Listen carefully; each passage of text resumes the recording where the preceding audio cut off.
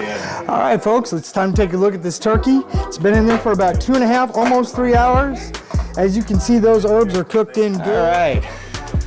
Hello, folks. Today we're doing one of my turkey recipes. This is going to create a very herbal, very flavorful turkey, hopefully very juicy. I got a few tricks to the trade, so I'm going to show you what we do right away. First off, we use a oven roaster. Any one will do. I like this one. It's kind of really large, and it's got a nice top, so it actually covers the turkey. Sometimes I have to, if the turkey's too big, I'll put aluminum foil and tent it and put the top on it just for pressure. But I won't have to do that with this one. What I start with is I peel and clean a bunch of carrots and celery, and I put those in the pot. This offers a buffer between the direct heat. So when I put this in, I'll put some water in with it. In fact, we'll do that right now. Put some water in here. And the water will help steam a little bit of the turkey, and it doesn't have that direct heat. And these you can actually use these vegetables as part of your meal if you want. Some of them get a little burnt, a little crusty. You can just cut that away, but this is generally how I go about this particular meal. So what I want to do is get it up just about even with the celery and the carrots, so it doesn't dry out. Of course, the turkey juices will help with that. Next thing I did, I already washed the bird, I dry the bird, and what I do in the inside here is I dry out the bird, and then what I do is I put in lemon pepper. So I try to coat the inside with lemon pepper. I also put lemon pepper in with butter. Today I'm using Kerrygold and just generic butter, but I'm doing one of each. And then also in there you'll see lemon zest that I put in. I cut up about 4 lemons and took the zest from them first. Now these we'll use later to stuff the bird. So from here, we'll put the bird back into its place. Make sure that's in there good. Oh, notice there's just a little bit of ice. Don't need ice in this thing. All right, so make sure it's good and cleared. I also dried it out earlier, so you just want to make sure that gets good and peppered and filled. Again, we're going to do a bunch of herbs. So today we're going to use a combination of herbs. I use rosemary, I use sage, and I use thyme.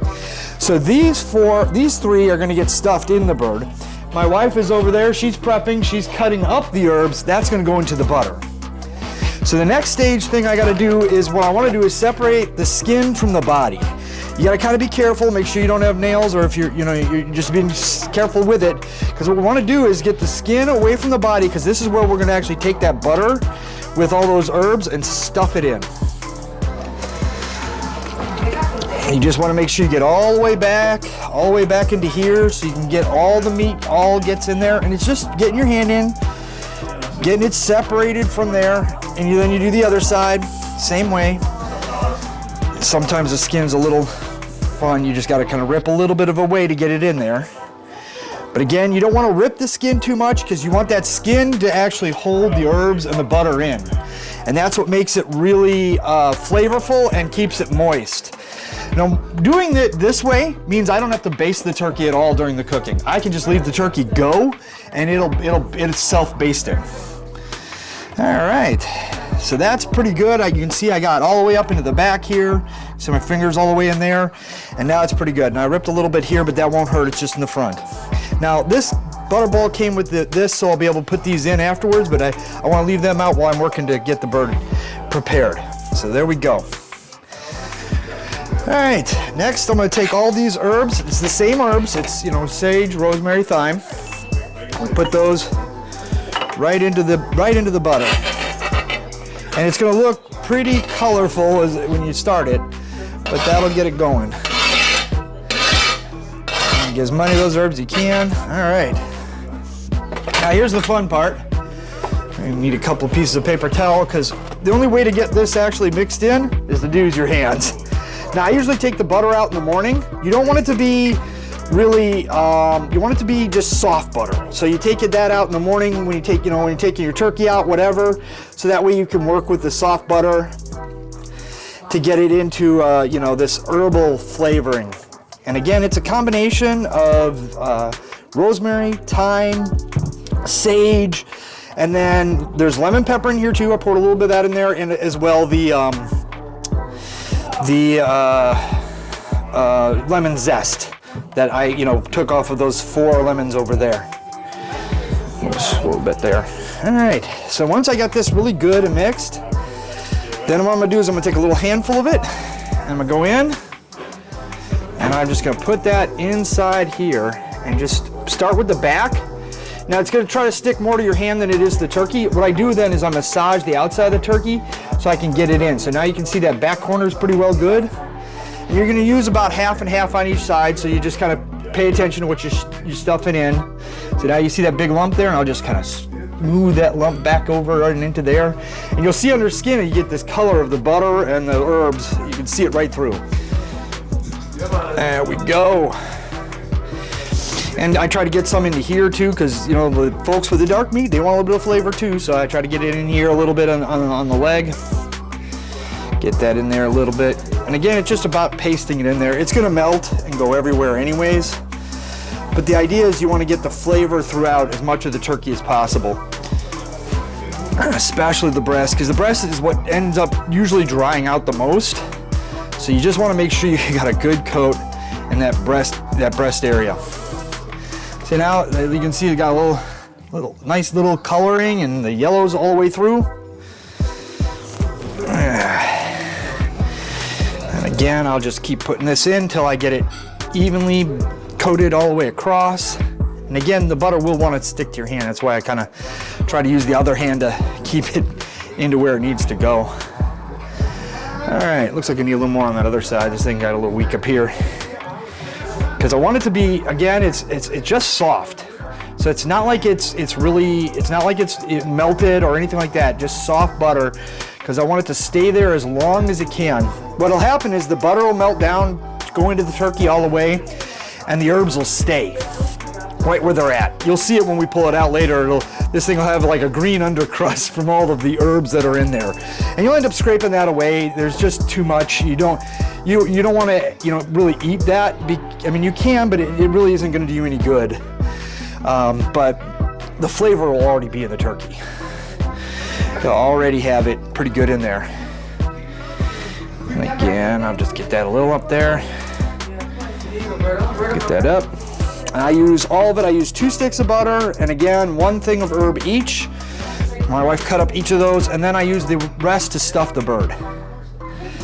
All right, we'll take a break here while I get hands are clean. I'm just gonna get it dirty again, but at least it won't be a mess while I'm working with this turkey. So right now the basting on the inside is done. We've got the carrots and the celery on the bottom. That keeps it from burning. But now do you notice these wings, what happens oftentimes, these things get burnt or the legs get burnt. So that's when we take in some extra carrots and we find a way to wedge them in there so that they keep it away from the sides. So you put this in, and there you go. So now when this thing cooks, the outside legs aren't going to get overdone, because this pan all the way around the pan is going to get hot. It's just the way these cookers work, and this keeps that from getting onto the wings or onto these legs, so the legs are still juicy and good. So the next step is we have all these left over from the herbs that we cut up, and what we're going to do is we're going to start with taking in some of these. I'm going to take a little bit of this one, a little bit of that one. And I'm gonna stuff that deep into the cavity. It's okay that it's the twigs and stuff I got fresh to put in. So I stuff that deep in the cavity. And then what I'm gonna do is I'm gonna go ahead here and grab these lemons that I had cut up and use the zest from. They go into the bird. So I know a lot of people like to stuff their bird with stuffing, which is fine. You can do that, but this to me is better for the bird, because what happens is all of this is gonna steam inside of here, and it's gonna steam off the flavor of the rosemary, the thyme, the lemon, and it's just gonna give that bird an awesome flavor. So I'm gonna put the last of these sticks, again, it's primary sticks, it can sit on the bottom, it ain't gonna be much. But then again, I put in a couple more of these. Now I'm gonna take my fresh stuff and start adding these into it. So fresh rosemary, fresh thyme, taking about half of each, and sage. And I want this stuff to be towards the top, so that way it goes up and steams up. So everything in there goes up, steams up, and this goes into the inside of the bird. So we've got the outside of the bird covered with that rosemary and thyme and sage, but you want the inside meat to have that same flavor as the outside meat. And this is how I managed to get that to accomplish. Then again, we put in some more of these lemons, and again, it's just basically the lemons are there. I don't squeeze the lemons. They'll evaporate out. The heat alone will get them to pop, and they'll just the turkey will take up all of that juice.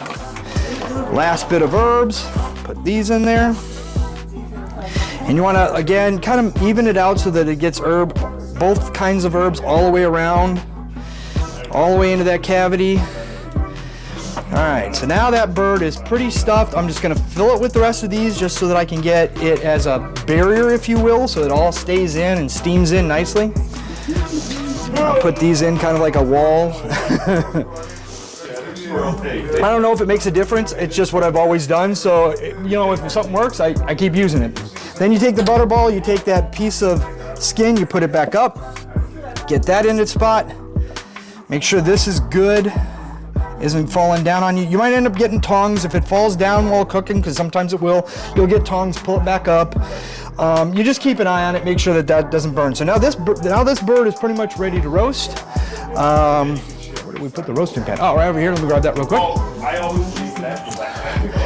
And so this one actually fits the bird. Again, if it's too big, if it's sitting up like this, what you want to do is take aluminum foil, tent it over it. You know, if seam 2 pieces of aluminum foil or one of those really long, wide ones are really great, put it over completely and then add this. So we do this, and now I like to cook my bird at max. So I go all the way down to the, I believe that's, what is that, 450, 475? 450, yeah, I go all the way to 450 when I start cooking it. Now, I've got this prepped. I'm gonna cook it a little later because I wanna make it sure that it's timed with the rest of my meal.